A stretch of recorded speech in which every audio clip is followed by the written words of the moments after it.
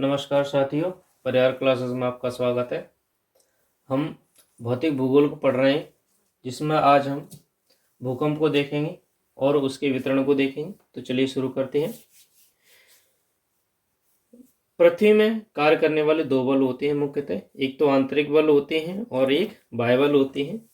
जो आंतरिक भागों में विकसित होते हैं वे आंतरिक बल कहलाते हैं, एंडोजेनिक कहलाते हैं, और जो बाहरी क्षेत्र में विकसित होते हैं उन्हें बहिर्जात बल या एक्सोजेनिक फोर्सेस कहते हैं।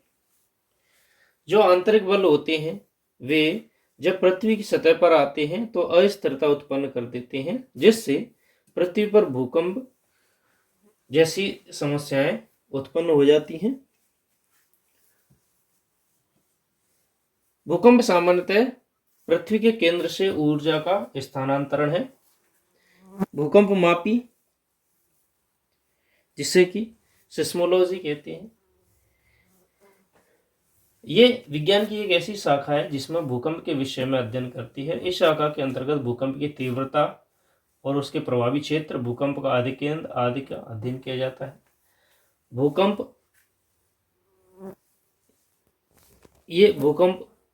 अध्ययन है, ये भूकंप मापी है, जिसे सेस्मिक स्केल कहती हैं। ये यंत्र ऐसा यंत्र जो कि भूकंप की तीव्रता को मापता है। इसमें रिक्टर पैमाने पर भूकंप की तीव्रता को मापा जाता है, जैसा कि इस मैप में दर्शाया गया है।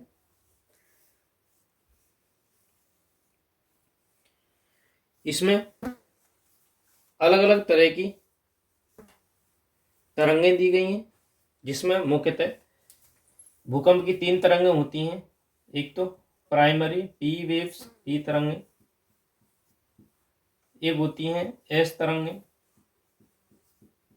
और होती हैं एक एल तरंगें।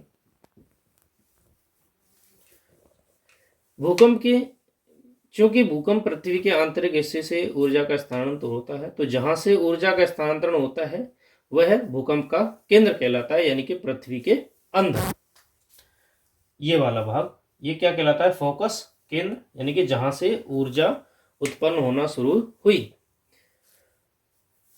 दूसरा होता है एक एपिसेंटर होता है, अधिकेंद्र होता है, यानी कि पृथ्वी सतह पर सबसे पहले सबसे नजदीकी जगह जहां पर भूकंप की केंद्र टकराई उसे कहते हैं अधिकेंद्र। यहीं पर सबसे पहले भूकंप आता है। यह है पृथ्वी की सतह। तो फोकस यानी कि जहां से भूकंप की तरंग उत्पन्न हुई, और अधिकेंद्र एपिसेंटर यानी कि जहां पर पृथ्वी की वह सतह जहां पर सबसे पहले भूकंप की तरंगों को महसूस किया गया। तो चलिए अब तरंगों के बारे में देखते हैं।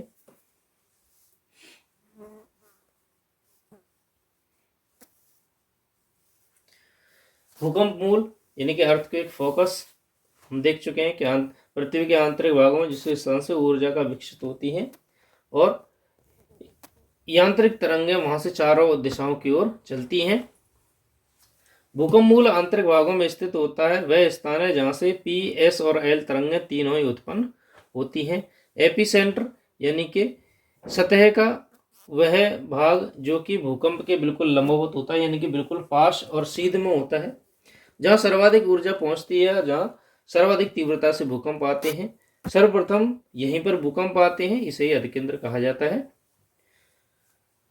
समभूकंप रेखाएं यानी कि ऐसी रेखाएं या ऐसे क्षेत्र जहां पर समान रिक्टर स्केल के भूकंप महसूस किए गए थे उन्हें ही समभूकंपीय रेखा कहते हैं। वे अलग अलग स्थान हो सकते हैं लेकिन समान तीव्रता वाले। जैसे ये 6.4 का था तो 6.4 के ये सभी समभूकंपीय रेखाएं, यहाँ पर 5.2 का है पूरे क्षेत्र में और यहाँ पर 4.5 का है। ऐसे उन्हीं रेखाओं को समभूकंपीय रेखा कहा जाता है।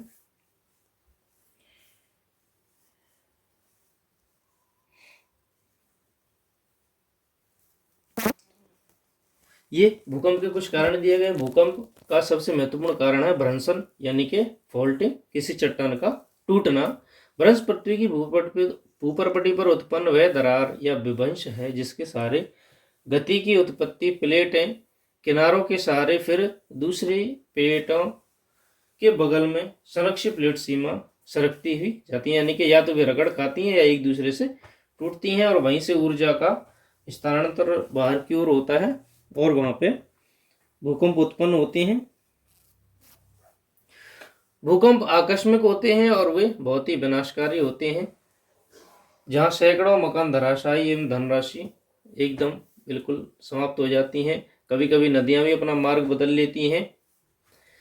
भूकंप का मापन एक अन्य पैमाना मार्केली है। मार्केली पैमानों पर भूकंपीय तीव्रता का मापन 1 से 12 तक के अंकों द्वारा दर्शाया जाता है, जिनका आधार अनुभवात्मक पर्यवेक्षण है। अब तरंगों को देखते हैं हम। तो भूकंपीय तरंग है, पहली तरंग है हम देख चुके हैं। पी तरंग है, प्राइमरी तरंग है। इनका संचरण ध्वनि तरंगों की समान ही है, अर्थात इनमें अणुओं की कंपन तरंगों की दिशा में आगे पीछे होते रहते हैं। जो अणु होते हैं वे आगे पीछे एक दूसरे से टकराते हुए आगे चलते हैं, तो ध्वनि की तरह चलते हैं। इन्हें अनुलंबीय तरंग या कंपैरेशनल वेव्स भी कहते हैं। ध्वनि तरंगों की तरह ठोस, गैस एवं तरल तीनों माध्यम से गुजर सकती हैं और इन तरंगों की गति ठोस में सबसे ज्यादा होती है। उसी प्रकार एल तरंगों को देखते हैं। एल तरंगें ये लंबी अवधि वाली तरंगें हैं। इनका प्रभाव धरातलीय भाग में ही होता है। यह जल से भी होकर गुजर सकती हैं। ये लहरें अधिक गहराई पर लुप्त हो जाती हैं और ये सर्वाधिक विनाशकारी होती है, क्योंकि एल तरंगें ही सतह पर आती हैं। ये सतह पर ही बनती हैं। जैसे कि ये यहाँ से पी तरंगें गई और इनका निर्माण ऐसे ही धरातल की ओर होता है और यही विनाशकारी होती हैं। मुख्य रूप से भूकंप इन्हीं एल तरंगों के कारण ही आता है। अब एस तरंगें, ये अनुपस्थ तरंगें हैं और अणुओं की गति तरंगों की दिशा में समकोण होती है। इन्हें गौण तरंगें भी कहती हैं। ये तरंगें ठोस पदार्थों से होकर गुजरती हैं और पी और एस तरंगों का मार्ग अवतल हो जाता है, यानी कि यहां से पी और एस तरंगें नीचे की ओर चली जाती हैं। अब भूकंप के कुछ कारण हैं। टेक्टोनिक कारण, ये हम देख चुके हैं। जब कोई चट्टान मुड़ती है या टूटती है तो भूकंप उत्पन्न होती हैं। भूकंप भी कुछ क्षेत्र दिए गए हैं। 2 तरह के भागों में मुख्य हैं। एक तो परिप्रशांत यानी कि सरकम पैसिफिक, जो कि हमने देखा था रिंग ऑफ फायर थी, वहां पर सबसे ज्यादा 90% भूकंप यहीं पर आते हैं। दूसरे हैं हिमालय और आल्प्स पर्वत क्षेत्र, क्योंकि ये फोल्डिंग माउंटेन है और ये संरक्ष प्लेट सीमा पर अवस्थित है। यहाँ अधिकांश ज्वालामुखी भी यहीं पर आते हैं। कहीं भी ज्वालामुखी है, जहाँ कहीं भी ज्वालामुखी है वहाँ भूकंप जरूर आते हैं, परंतु प्रत्येक भूकंपीय क्षेत्र में ज्वालामुखी नहीं आते हैं। ये सत्य और असत्य वाले कथन में आता है कि जहां ज्वालामुखी होगा वहां भूकंप जरूर आएगा, लेकिन जहां भूकंप होगा वहां जरूरी नहीं है कि ज्वालामुखी आए। आगे देखते हैं। ये कुछ कारण दिए गए हैं, कारणों को हम देख चुके हैं। भूकंपों के प्रभाव हैं, ये कुछ आए हुए पिछले समय में भूकंप हैं। जैसे देखिए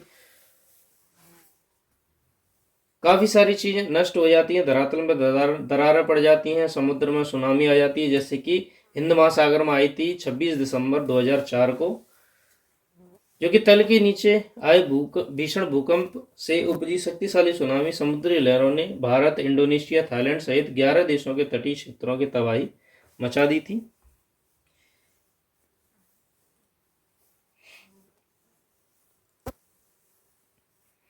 इनसे कुछ लाभ भी होते हैं। वैसे तो ये हमेशा लगभग विनाशकारी होते हैं भूकंप, लेकिन इनके कुछ लाभ भी होते हैं। जैसे कि समुद्र के तट धंस जाते हैं, जिससे अच्छी खाड़ी बन जाती है और बंदरगाहों का निर्माण हो जाता है। कभी कभी जलमग्न तट भूमि समुद्र के बाहर आ जाती है, यानी कि जो समुद्र के नीचे थी वो कभी कभी बाहर आ जाती है, जिससे उपजाऊ मैदानों की रचना होती है। भूकंप के कारण नवीन भू आकारों जैसे कि द्वीप, झील, पठार आदि का निर्माण होता है, जो कि मानव के लिए कभी कभी बड़े उपयोगी भी होते हैं। सुनामी एक जापानी शब्द है जिसका अर्थ है पतन लहरें, यानी कि किनारों पर आने वाली लहरें। वैज्ञानिक शब्दावली सुनामी वे सागरीय लहरें हैं जिनकी उत्पत्ति महासागरों में भूकंप या महासागरीय भूस्खलन या ज्वालामुखी विस्फोट के कारण उत्पन्न भूकंपीय तरंगों से होती है। सामान्यतः भूकंप के कारण महासागरीय नितल में जब दरार या मोड़ पड़ जाती है तो सुनामी का निर्माण होता है।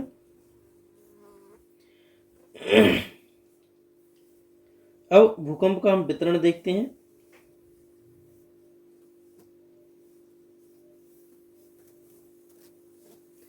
देखिए, विश्व भर में अलग अलग क्षेत्र हैं जहां पर अलग अलग प्रकार के भूकंप आते हैं, जिसमें मुख्यतः 3 ही पेटियां हैं। एक तो परिप्रशांत पेटी, सरकम पैसिफिक बेल्ट, दूसरी है मध्य महाद्वीपीय पेटी, मिड कॉन्टिनेंटल बेल्ट, और तीसरी है मध्य अटलांटिक पेटी, मिड अटलांटिक बेल्ट।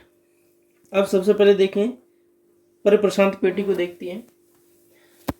ये पेटी प्रशांत महासागर के चारों ओर स्थित है, जिसके सहारे विश्व के लगभग 63% भूकंपीय घटनाएं यहीं पर घटित होती हैं। ज्वांडी, फूका, कोकोज, नाजका, जो कि पूर्वी प्रशांत प्लेटें हैं, ये 3 हम देख चुके थे प्लेट विवर्तन की में। इसके उत्तरी और दक्षिणी अमेरिकी प्लेट से लड़ने के कारण उत्तरी और दक्षिणी अमेरिका के पश्चिमी किनारों पर भूकंपीय घटना होती हैं। इसी प्रकार प्लेट के यूरेशिया एवं इंडो ऑस्ट्रेलिया प्लेट में लड़ने के कारण पूर्वी एशिया के देशों में, ऑस्ट्रेलिया, न्यूजीलैंड में भूकंपीय घटनाएं होती हैं।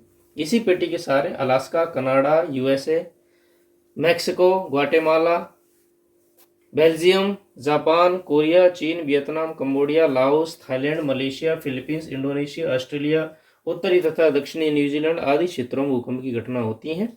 प्रशांत पेटी में स्थित जापान देश में लगभग 1500 भूकंप आते हैं। इसी कारण जापान को भूकंपों का देश कहा जाता है। ये इंपॉर्टेंट फैक्ट है, जापान को भूकंपों का देश कहा जाता है, लैंड ऑफ अर्थक्वेक। दूसरी पेटी है मध्य महाद्वीपीय पेटी। ये पेटी यूरेशिया प्लेट और के अफ्रीका एवं इंडो ऑस्ट्रेलिया प्लेट के लड़ने के कारण विकसित होती है, जिसके सारे विश्व के लगभग 21% भूकंपीय घटनाएं घटित होती हैं। ये पेटी भूमध्य सागर के चारों ओर स्थित देशों एवं एशिया के मध्यवर्ती भागों में आ जाती है।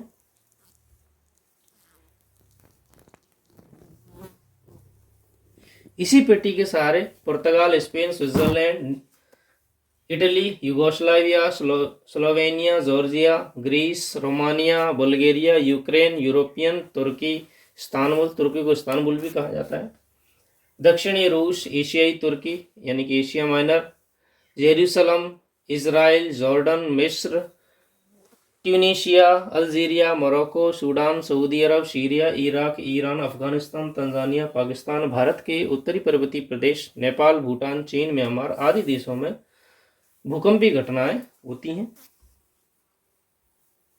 ये प्लेट्स बताई गई। अभी हम जो प्लेट देख रहे थे, जैसे कि नॉर्थ अमेरिका की प्लेट नाजका और कोकोज के पास जाती हैं, तब यहाँ पर भूकंप उत्पन्न होते हैं। ये Eurasia plate, Indo Australia plate, Africa plate जब यहाँ आती है तो ये भूमध्य सागरीय क्षेत्र है संपूर्ण, इसमें भूकंप आते हैं। और यहाँ पे इंडो ऑस्ट्रेलिया और जो नाजका वाली प्रशांत वाली प्लेट है, यहाँ पर भी भूकंप आते हैं। तो ये एक रिंग ऑफ फायर के समान बन जाता है। लास्ट है मध्य अटलांटिक पेटी। ये पेटी अटलांटिक महासागर के मध्य अटलांटिक कटक के सहारे निर्मित हुई है।